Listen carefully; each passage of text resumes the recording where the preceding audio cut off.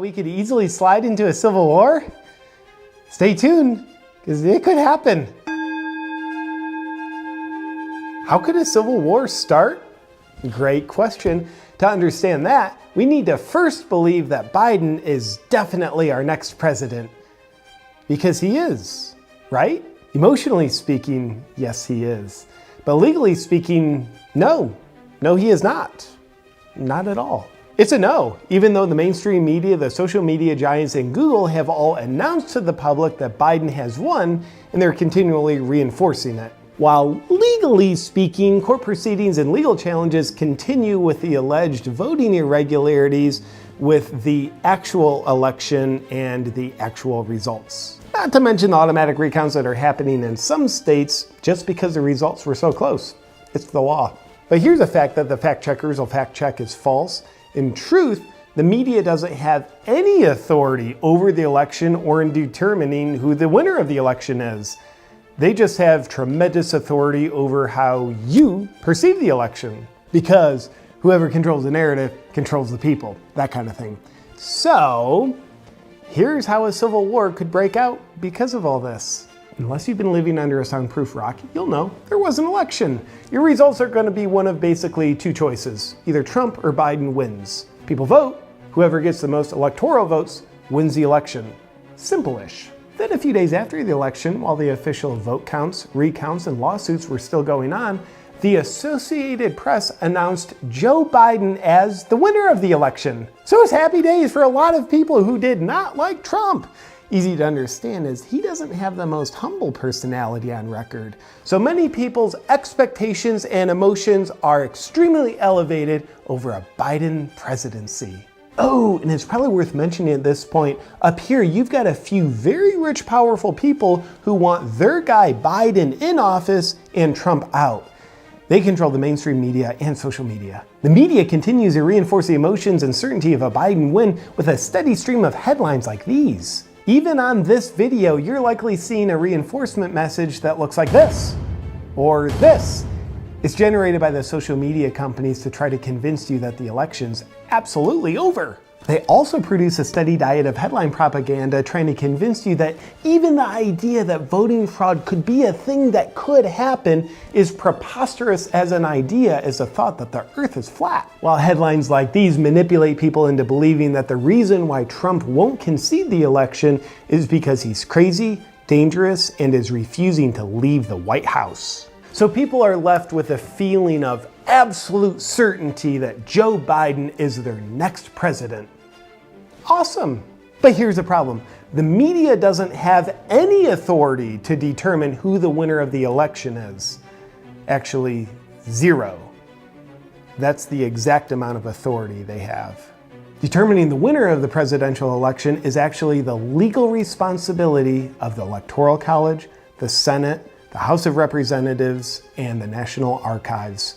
Not the media. This is something other countries see very clearly, while our media seems to be clouding our vision. So it's these guys who are legally entrusted to determine who the winner of the election is after a fair and accurate vote count, which currently has a number of lawsuits, legal challenges, and recounts going on, which have to be resolved before a winner can be announced. Now you might say, well, I don't like Trump and his side can't just declare there's voting fraud and get those votes thrown out. And that's correct. It's impartial judges within the US court system who get to determine if there's in fact any voting fraud and if any votes get thrown out. Thank God, because I'm pretty sure each side is dirty and dishonest enough that they'd both be willing to cheat and therefore shouldn't be trusted.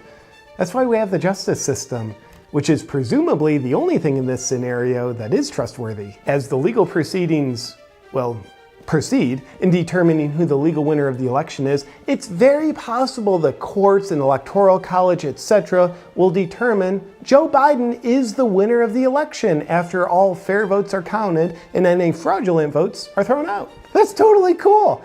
These people stay happy, democracy is upheld, and we can have faith in all future elections.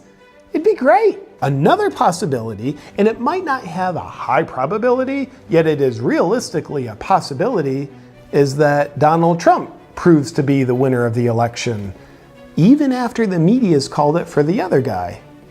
It's happened before. If Trump wins, then you have a very sad group of people over here instantly turn happy and probably act like jerks to the other side. Let's just be real. Yet democracy is upheld and we can have faith in all future elections. But remember these people over here?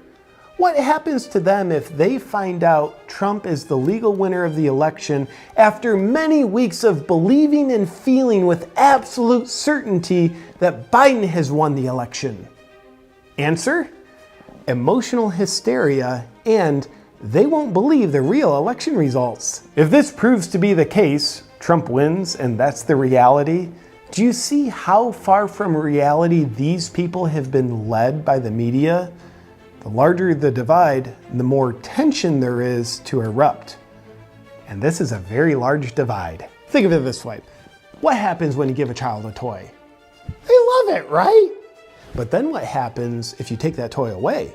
Because the child believed it was their toy, they feel as though you've wronged them. So they're willing to explode with emotional hysteria and destroy the house. Except in this case, the house is our country. But when you factor in that we're living in a year where the media has already established that rioting is okay, then the child's basically been given permission to destroy the house, because we've already practiced it. And then you have a civil war, because the media's influence over people is stronger than the influence that the legal reality has over people, because whoever controls the narrative controls the people. You get the idea. But why has this house of cards been set up this way?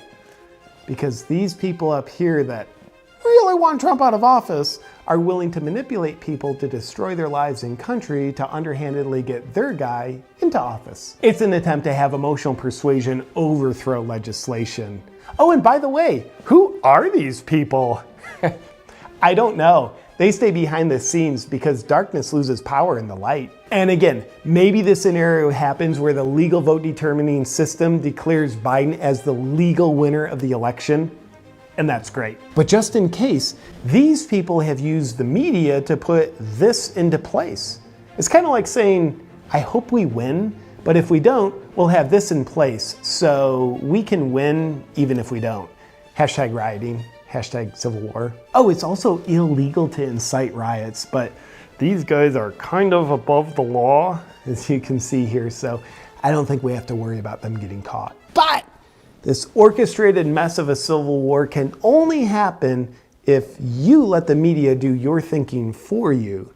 If you truly think for yourself, then the highly charged emotional hysteria needed to create rioting in a civil war simply won't build up inside of you.